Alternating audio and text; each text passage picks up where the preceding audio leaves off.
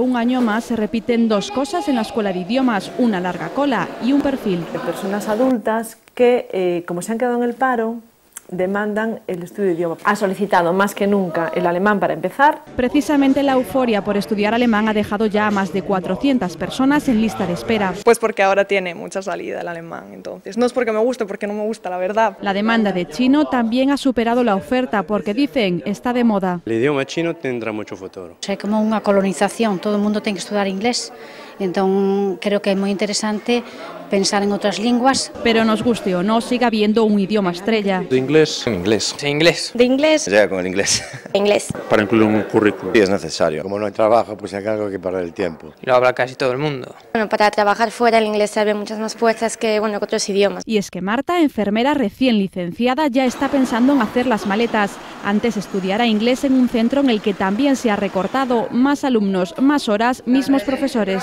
Si tenemos que dar más clases, la preparación previa es peor. Si con algo está acabando la crisis es con el tópico de que los españoles no tenemos noción de lenguas extranjeras. Yo creo que también influye la era internet, que están mirando muchas páginas en inglés o en otros idiomas, entonces eso hace que tenga motivación para aprender. Una motivación que se tendrá que demostrar en cuanto comiencen las clases el próximo lunes.